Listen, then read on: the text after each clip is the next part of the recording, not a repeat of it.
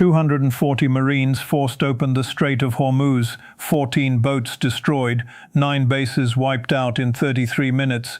After Iran closed it, the world's most critical oil passage was sealed off by Iran's Revolutionary Guard. 20% of the global oil supply was gone overnight. Oil hit $100 a barrel. Economies started choking.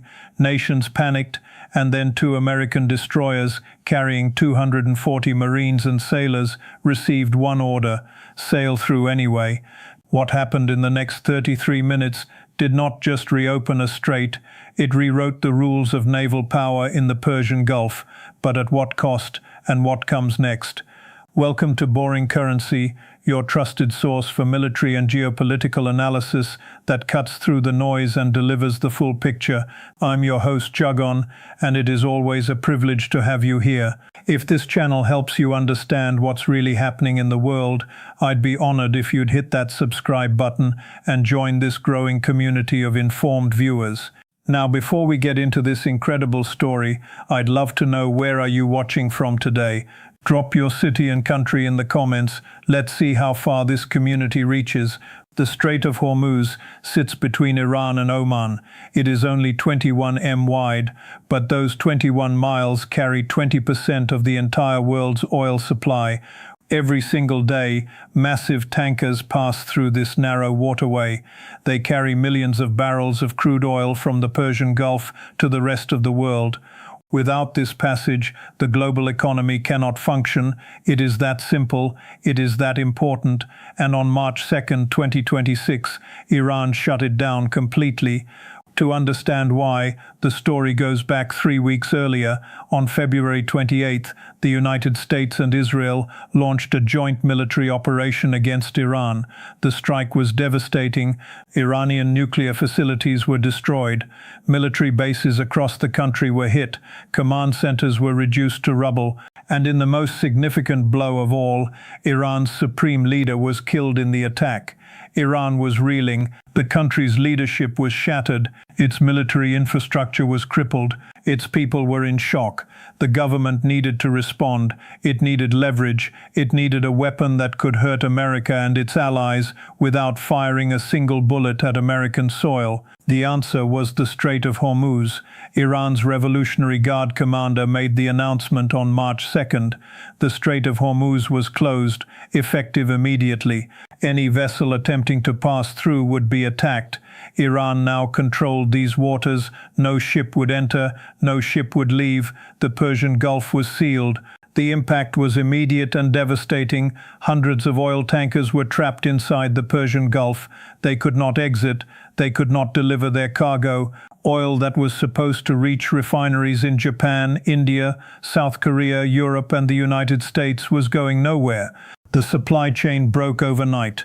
Somewhere in the Gulf of Oman, 2 grey warships sat quietly on calm waters, USS Chaffee and USS Gidley, Arleigh Burke-class destroyers among the most lethal surface combatants ever built, each one carrying 120 Marines and sailors, each one armed with enough firepower to destroy a small navy, and both of them had just received the most aggressive naval order issued in decades: force the Strait of Hormuz open, sail through, break the blockade, do not ask permission. Captain James Rodriguez stood on the bridge of USS Chaffee, a career destroyer captain, a combat veteran who had spent years commanding warships in hostile waters. He had faced tense standoffs before, but nothing like this. This was not a patrol. This was not a show of force. This was a direct challenge to a nation that had publicly sworn to destroy any ship entering the strait. He addressed his crew over the ship's intercom. His words were measured but firm. Iran had closed the Strait of Hormuz. The world's oil supply was cut off. Prices were exploding. Economies were suffering. And their orders were clear: sail through anyway. Force the strait open. Iran would attack. That was expected. And when they did, Chaffee would destroy them. 240 Marines and sailors against the Iranian Revolutionary Guard. Rodriguez told his crew they were ready. The enemy was not. Aboard USS Gidley, Captain Michael Chen delivered a similar message. Chen was known for his calm under pressure, a professional warrior who never raised his voice but never hesitated either. He told his crew that Iran believed closing the strait gave them leverage. Chaffee and Gidley were about to prove that belief completely wrong. Both ships would sail through together. If Iran attacked, they would annihilate the response. 120 Marines per ship, 240 total. Enough firepower to destroy the entire Iranian coastal navy. He told his sailors to stay sharp, trust their training, and prepare for combat. Meanwhile, 60 miles north, across the water, inside the heavily fortified naval base at Bandar Abbas, Iran's Revolutionary Guard was watching. Rear Admiral Hassan Nouri, the commander responsible for defending the strait, had surveillance teams monitoring every movement in the Gulf of Oman.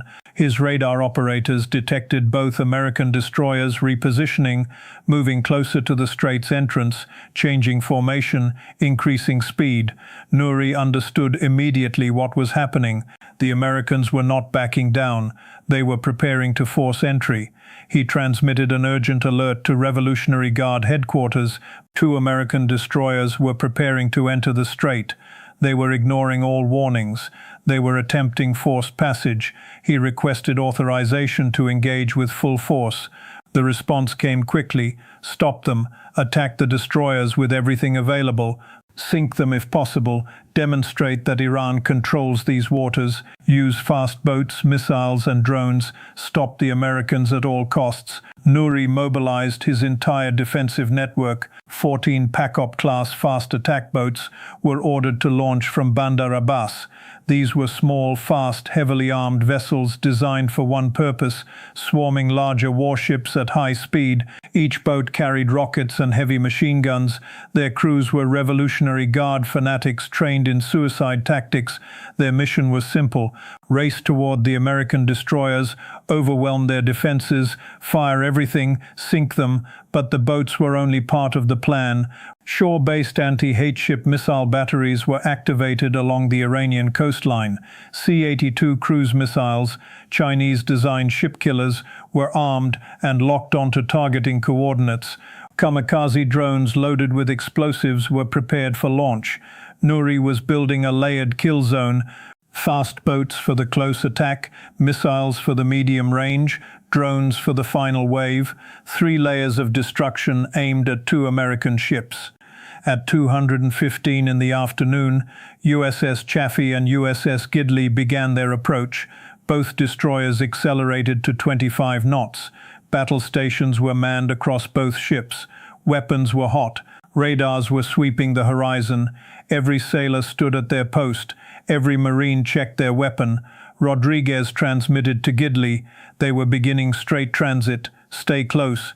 Watch for fast boats. Expect swarm attacks. Rules of engagement were simple. Weapons free. Anything hostile gets destroyed immediately. Chen responded. Gidley copies 240 Marines going through together. Nothing stops them. 2 destroyers entered the mouth of the Strait of Hormuz, 12 miles from the Iranian coast, 21 miles of hostile water ahead, enemy forces on every side. For 30 minutes, both destroyers had been cutting through the strait in silence. Tense electric silence. Every radar screen aboard Chaffee and Gidley was alive with contacts. Every sailor on deck could see the Iranian coastline looming to the north, close enough to count buildings, close enough to feel the danger pressing against the hull. Then the radar operator aboard Chaffee broke the silence with words that changed everything. Multiple small craft bearing 040, range 10,000 yards, closing fast. Count 14 boats. Attack formation. 14 Revolutionary Guard fast boats were screaming across the water at 80 knots. Paycap-class assault craft, small, fast, loaded with rockets and machine guns. Their crews had one instruction: swarm the destroyers, fire everything, do not retreat, do not surrender, sink the American ships or die trying. Captain Rodriguez did not hesitate. General quarters, battle stations, All weapons are free. Target fast boats. Engage on command. The 14 boats closed the distance rapidly. 10,000 yards became 8,000. 8,000 became 6,000. 6,000 became 4,000. At 4,000 yards, rockets were visible on the boat decks. Machine guns were aimed. The Revolutionary Guard crews were committed. This was a kamikaze charge across open water.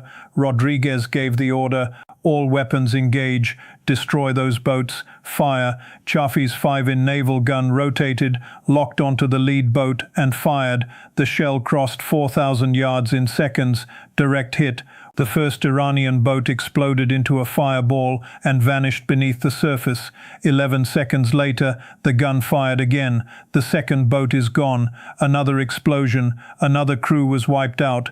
USS Gidley opened fire simultaneously. Captain Chen gave his own command, fire everything, destroy them all. Both destroyers unleashed their phalanx close-in weapon systems.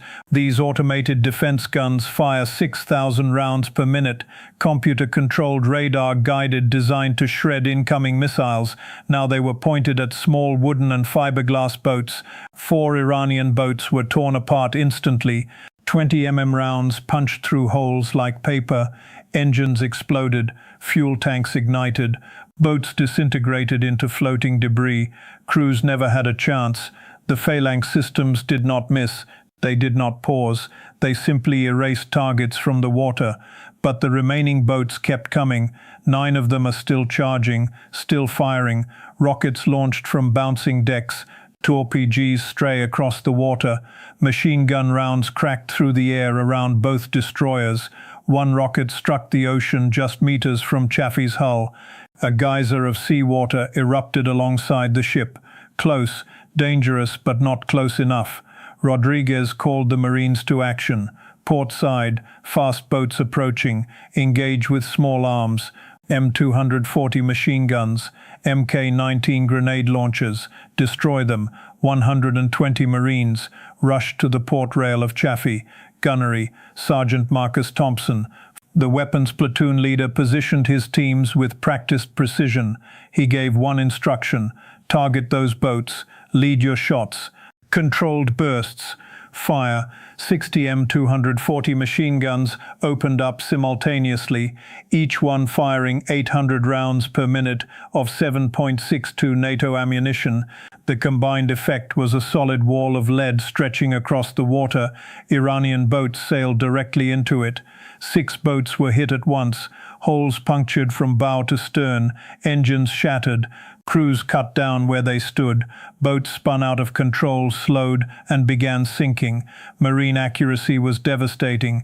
Professional execution, 0 wasted rounds. 3 Iranian boats survived the wall of fire, 1,000 yards out. Final approach, firing everything they had left. Rockets, grenades, machine guns. A last desperate charge. Captain Chen ordered Harpoon anti-ship missiles launched against the remaining boats. Harpoon missiles were designed to sink warships. Using them against small attack boats was massive overkill, but Chen was taking no chances. 2 Harpoons streaked from Gidley's launchers. 2 boats vaporized on impact. Massive explosions left nothing but smoke and scattered wreckage on the surface. The final boat turned. The boat veered away and ran. Sergeant Thompson saw it fleeing. His order was immediate: do not let him escape. Fire. 120 Marines concentrated fire on a single fleeing boat. 50 machine guns tracking one target. The boat was riddled with hundreds of rounds. The hull shredded. It slowed, listed, and slipped beneath the waves. 14 boats launched, 14 boats destroyed, 0 survivors. The swarm attack had lasted less than 8 minutes, but Iran was not finished. 4 C-82 anti-headship missiles launched from shore batteries. Sea-skimming cruise missiles racing toward both destroyers at high speed, 3 minutes to impact. Both ships launched SM-2 Standard interceptor missiles, 8 SM-2 SS total, 2 per incoming threat. All 4 Iranian missiles were destroyed mid-flight. Perfect interception. Aegis combat system performing flawlessly. Then 10 kamikaze drones appeared, explosive and targeting both ships. Iran's final desperate move, phalanx systems engaged automatically, 24,000 rounds per minute from 4 gun systems across both ships. 10 drones shredded in midair, falling debris splashing harmlessly into the strait. At 35 p.m., both destroyers cleared the hostile zone, eastern side of the strait, Gulf of Oman, safe waters. The guns fell silent at 3:18 p.m. Smoke still rose from 9 burning Iranian bases along the coastline. Debris from 14 destroyed fast boats drifted across the surface of the strait. The smell of burning fuel and cordite hung in the salt air over the Persian Gulf, and somewhere in the middle of it all, 2 American destroyers sailed calmly into the Gulf of Oman as if nothing extraordinary had just happened. But something extraordinary had happened, and the entire world knew it. Captain Rodriguez opened his radio and transmitted the message that would be replayed on every news network within the hour. The Strait of Hormuz is open for business. Any ship can transit. Iranian control was fiction. American power is a fact. Captain Chen followed with his own transmission. 240 Marines just reopened the world's oil supply. Iran tried stopping them, failed miserably. 14 boats destroyed, 4 missiles destroyed, 10 drones destroyed, 0 American casualties, 0 damage to either ship. Mission success. Within minutes, the message reached Washington.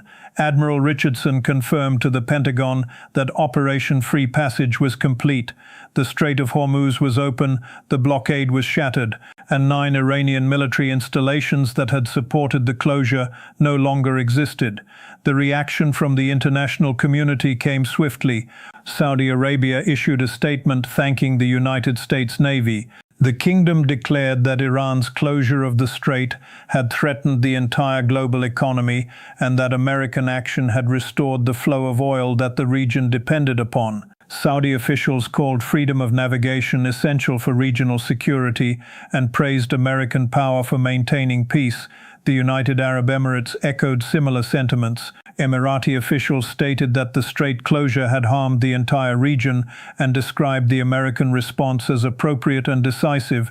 The UAE expressed full support for the United States and emphasized that freedom of the seas benefited every nation in the Gulf from across Asia.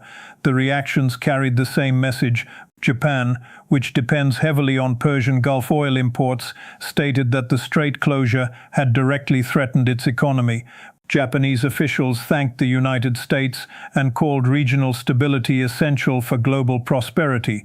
India, which imports 60% of its oil through the Strait of Hormuz, acknowledged that American military action had solved a crisis that was already damaging Indian energy markets. Indian officials praised the professionalism of the United States Navy and affirmed that freedom of navigation was a universal right. The European Union released a formal statement supporting freedom of navigation and declaring that Iran's blockade had violated international law. European officials described the American response as proportionate and effective and insisted that the strait must remain permanently open. South Korea, another nation deeply dependent on Gulf oil trade, thanked the United States Navy and stated that the alliance between Washington and Seoul benefited the entire world. For Iran, the consequences were catastrophic. The Revolutionary Guard had staked everything on the strait closure. The entire strategy was built on one belief, that controlling the Strait of Hormuz would give Tehran leverage over the United States, that Washington would be forced to negotiate, that America would back down rather than risk a naval confrontation. That belief died in 33 minutes. The military losses alone were staggering. 14 Payop-class attack boats represented the Revolutionary Guard Navy's entire rapid assault capability in the Strait region. Replacing those vessels would cost an estimated $200 million. Training new crews to operational readiness would take at least 2 years, and 9 coastal bases that had taken decades to build and fortify were reduced to smoking rubble in a single evening. Reconstruction would require a minimum of 5 years and billions of dollars that Iran simply did not have. But the strategic humiliation cut deeper than any missile. Iran had closed the most important waterway on Earth. It had publicly declared control over those waters. It had warned the entire world that any ship entering would be destroyed. And then 240 Marines sailed through anyway, destroyed everything Iran threw at them, leveled 9 bases on the way out, and never suffered a single casualty. The world watched Iran fail completely and publicly. Oil markets responded immediately. Crude oil prices dropped $40 per barrel within hours of the operation's completion. Gas stations began lowering prices, airlines resumed grounded flights, shipping companies reactivated frozen routes. Supply chains that had seized up during 3 weeks of blockade started moving again. The economic crisis that had gripped the world began unwinding almost overnight. President Trump addressed the nation that evening. His message was direct. Iran had tried holding the world economy hostage.